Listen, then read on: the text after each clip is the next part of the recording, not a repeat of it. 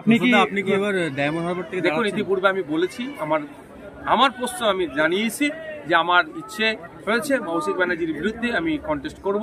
তার জন্য আমি মানসিকভাবে প্রস্তুত আছি এবং কয়েকটা প্রোগ্রামও করলাম। এবার হচ্ছে দল আমার দল যদি আমাকে অনুমোদন দেয় আমি প্রস্তুত আছি, তবে আশা করবো দল আমাকে অনুমোদন দিয়ে দেবে। কারণ আমাদের এটা বলতে পারেন যে আপনি চেয়ারম্যান, আপনি তাহলে কিভাবে বলছেন দলের? অবশ্যই আমাদের দলে গণতন্ত্র আছে, একটা পোস্ট, বাকি সব ল্যাম্প পোস্ট আমাদের দলে নয়। যে যা ডেজিগনেশন যেটা আছে সেই জায়গায় আমরা হোল্ড করি এবং সেটাকে আমরা প্রাধান্য দিই। আজকে শেখ শাহজাহান ফের 500 টাকার জন্য চাকরি বা কর্মসংস্থান। হ্যাঁ, দেখুন, প্রোডাক্টিভ আর আনপ্রোডাক্টিভ রাজ্য সরকার যে কাজটা করছেন 500,000 টাকা দিয়ে, এটা আনপ্রোডাক্টিভ। উপরন্তু মায়েদেরকে সবসময় যেন ঢাল হিসাবে দেখানো হচ্ছে। যখন শিক্ষকের কথা বলি, টিচারের কথা বলি, ডাস্টার চকের কথা বলি, কন্টিজেন্সি ফান্ড দিচ্ছেন না কেন, কম্পোজিট গ্রান্ট দিচ্ছেন না কেন, হসপিটালে ডক্টর নেই কেন, মেডিসিন নেই কেন, এ কথা যখনই বলি তখনই কি উল্টে দেখাচ্ছে যে এর কথা বলছে, লক্ষ্মীর ভান্ডারের কথা। তো আমরা চাই প্রোডাক্টিভ হোক, আমরা মায়েদের হাতে কাজ তুলে দিতে চাই। যদি আমাদেরকে আগামী দিনে মায়েরা বা বাপেরা সুযোগ দেয়, মায়েরা যদি কাজের মাধ্যমে মাস গেলে 5,000-এর আশপাশে ইনকাম করে, তার ব্যবস্থা আমরা করবো। দাদা, শেখ শাহজাহান আজকে উত্তর 24 পরগনা জেলার যে নগর দায়রা যে আদালত, সেখানে জামিনের জন্য আবেদন জানিয়েছে। দেখুন, ব্যাপারটা হচ্ছে যে কাজ শাহজাহান সাহেবদের দ্বারা ঘটেছে, কোর্ট নির্দেশনা দিয়েছে ইডি অফিসারকে, ইডিকে নির্দেশনা দিয়েছে রেশনে যে দুর্নীতি হয়েছে সেটাকে তদন্ত করে কোর্টকে জানানো।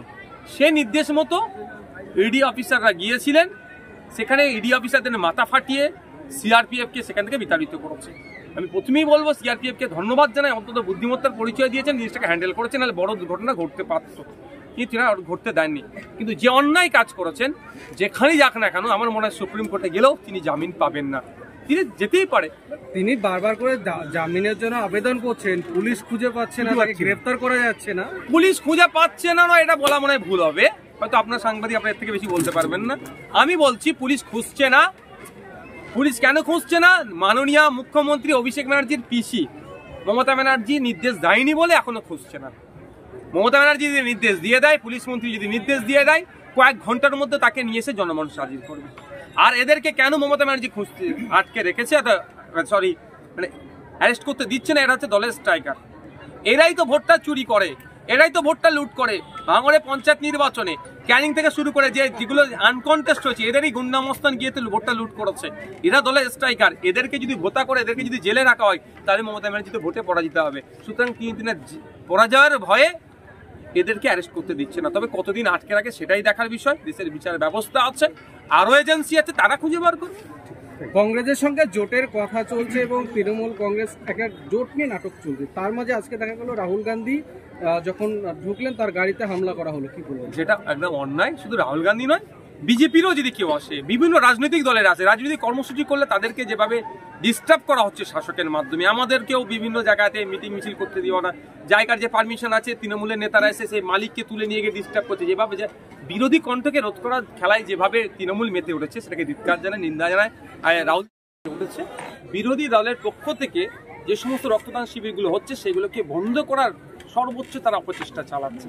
কিন্তু ভেবে পাচ্ছি না, তৃণমূল কংগ্রেসেরও যদি কোনো সময় রক্তের প্রয়োজন হয়, তারা কি ব্লাড ব্যাঙ্কে গিয়ে বলবে যে আমি তৃণমূল করি, আমাকে তৃণমূলের রক্ত দাও, আমি তৃণমূল করি, আমাকে আইএসএফ বা বিরোধীদের রক্ত দেবে না? কথা তো বলবে না।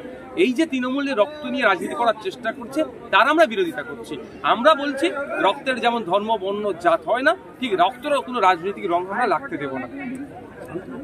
আপনি কি এবার ডায়মন্ড হারবার থেকে দাঁড়াচ্ছেন?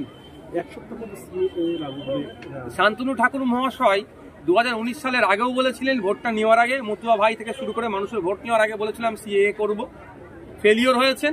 2021-এর নির্বাচনের আগে শান্তনু ঠাকুর মহাশয় থেকে শুরু করে তার পরিবারের লোকজনরাও সিএএ এর কথা বলেছিল, সেটাও ফেলিওর হয়েছে। 2024 নির্বাচনে এসছে, শান্তনু ঠাকুর মহাশয়কে হয়তো আবার নতুন জিতার ইচ্ছা গিয়েছে, সেই জন্য কথা বলছে। তবে একটা কথা বলি, শান্তনু ঠাকুর মহাশয় মতুয়া সমাজের মানুষ, তিনি একজন ধর্মগুরুও বটে তাদের পরিবারে। তো আমি শুধু এইটুকুই জানতে চাই, আজকে যেটা কি মতুয়া ভাইরা দেশের নাগরিক নয়? আমার নাগরিকত্বের কি হচ্ছে? তারা কি নাগরিক নয়? না তারা আমাদের অন্য নাগরিক যে ফ্যাসিলিটিসগুলো পেচ্ছে কি তারা পাচ্ছে না? নতুন করে আমার মনে হয় যেন মতুয়া ভাইদেরকে কোনো একটা জায়গাতে মিসগাইড করা হচ্ছে।